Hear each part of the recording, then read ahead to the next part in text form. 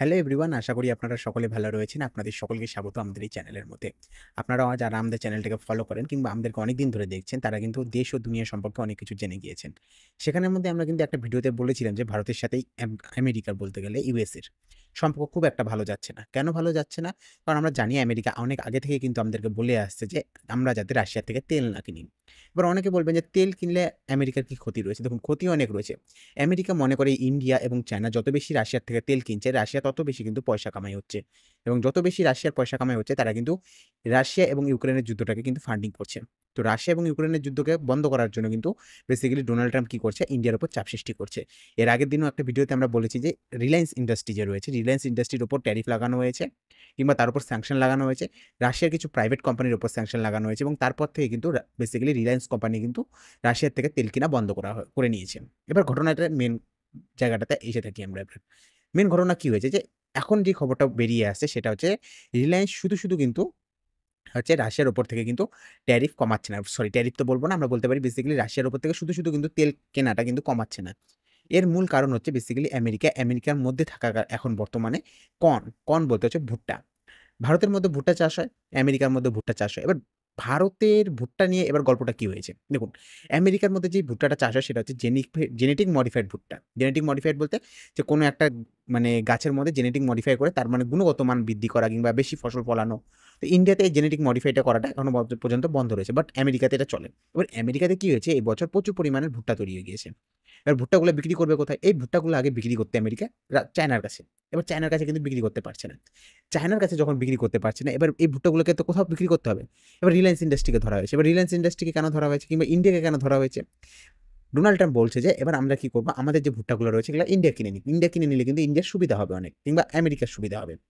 যদি বেসিক্যালি হচ্ছে রিলায়েন্সের মতো কোম্পানি রাশিয়ার থেকে তেল ইম্পোর্ট করা বন্ধ করে। ওকে, ওকে। তবে কি করবে?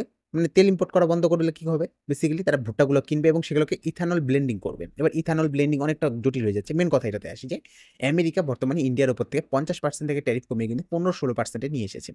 এবার 15-16% এ কেন নিয়ে এসেছে?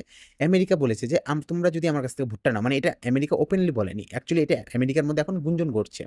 যে ইন্ডিয়ার উপর থেকে ট্যারিফ কেন কমানো হচ্ছে? ডোনাল্ড ট্রাম্প যেখানে এত পরিমাণ চিল্লাহাল্লা করেছে, এখন ইন্ডিয়ার উপর থেকে ট্যারিফ কেন কমানো হচ্ছে? এখন ট্যারিফ কমানোর মূল কারণ যেটা হচ্ছে সেটা হচ্ছে যে ভুট্টা এখন আমেরিকাতে প্রচুর পরিমাণে রয়েছে। এবার ভুট্টা যদি না বিক্রি করে কিংবা এক্সপোর্ট না করতে পারে, সেক্ষেত্রে কিন্তু আমেরিকার সরকারের উপর কিন্তু কৃষকদের কিন্তু চাপ বাড়বে। ওকে? মানে কৃষকরা বেসিক্যালি ফোর্স করবে আমেরিকান গভর্নমেন্টকে যে তাদের ভুট্টাটা এক্সপোর্ট না হয়। আগে চায়নায় হইতো, এখন ইন্ডিয়াতে করতে চাচ্ছে। এবার ডোনাল্ড ট্রাম্প ভিতরে কি করেছে? ভিতরে একটা ডিল করেছে ইন্ডিয়ার সাথে। দিওয়ালিতে দেখেছি আমরা ডোনাল্ড ট্রাম্প এসে বলেছে যে আমরা ইন্ডিয়ার সাথে কথা বলেছি। ইন্ডিয়া মেনে গিয়েছে। ইন্ডিয়া আর বেশি আর এক্সপোর্ট করবে না, ইম্পোর্ট করবে না রাশিয়া থেকে তেল। ওকে? এখন কি করা হচ্ছে? ইন্ডিয়ার উপর থেকে ট্যারিফ করা রয়েছে 15-16% এর কাছাকাছি এবং ইন্ডিয়া কি করছে?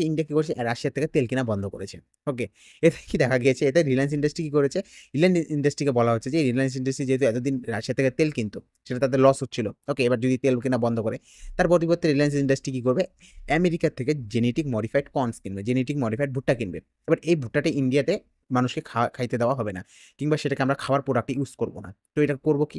আপনারা অনেকেই শুনে থাকবেন যে পেট্রোলের মধ্যে ইথানল ব্লেন্ডিং করা হয়। এবার ইথানল ব্লেন্ডিং কিভাবে হয়? বেসিক্যালি পেট্রোলের সাথে 80% পেট্রোলের সাথে 20% ইথানল মিক্সড করা হয়।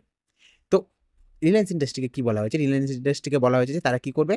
আমেরিকা থেকে ভুট্টা নিয়ে আসবে, সেটাকে পিষে কি করবে? সেখান থেকে ইথানল তৈরি করবে এবং ইথানল তৈরি করে কিন্তু কি করবে? বেসিক্যালি যারা ইথানল ব্লেন্ডিং করে যেসব কোম্পানিগুলো, সেসব কোম্পানিগুলোকে দিবে। এতে কি হবে? যে রিলায়েন্সের যে রেভিনিউ রয়েছে, সেই রেভিনিউটা কিন্তু ঠিকঠাকভাবে থাকবে। অর্থাৎ রিলায়েন্সের এখানে লাভ হতে থাকবে। পেট্রোল বিক্রি করে তার যতটা টাকা কামাই হতো, তার পরিবর্তে সে কি করবে? এখন ইথানল ব্লেন্ডিং করবে। অপরপক্ষে ইন্ডিয়ার একটা লাভ হয়েছে। ইন্ডিয়ার কি হয়েছে? 15% থেকে 16% এর কাছাকাছি ট্যারিফটা নিয়ে এসেছে 50% থেকে। ওকে? আগে ছিল 50%, এখন 15-16% এর কাছাকাছি ট্যারিফ নিয়ে এসেছে।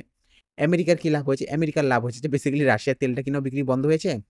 অপরপক্ষে তাদের যে ভুট্টাটা রয়েছে, সেই ভুট্টাটাও বিক্রি হয়ে যাচ্ছে। এবার আসি মেইন খেলাতে।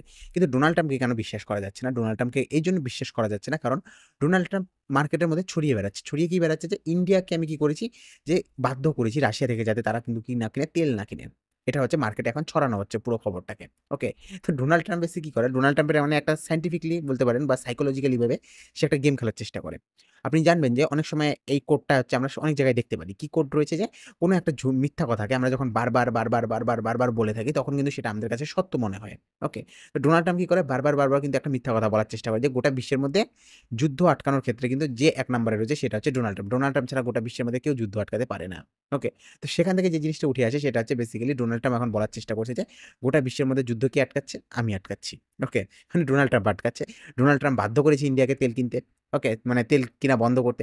অপরপক্ষে কৃষকদেরও ঠিক করেছে। কৃষকরা যেখানে চায়নাকে হচ্ছে মালটা বিক্রি করতো, এখন তারা ইন্ডিয়াকে মালটা বিক্রি করতে পারবে। তো ঘুরে ফিরে যখন খেলাটা জমে গিয়েছে, সেখানে দেখা গেছে ইন্ডিয়ার সব দিক থেকে লাভ হচ্ছে। রিলায়েন্স কোম্পানিরও লাভ হচ্ছে। সে এখন পেট্রোল কিনছে না, তার পরিবর্তে কি কিনছে? মানে কাঁচা তেল কিনছে না। তার পরিবর্তে সে এখন ভুট্টা কিনে সেটাকে ইথানল ব্লেন্ডিং করবে।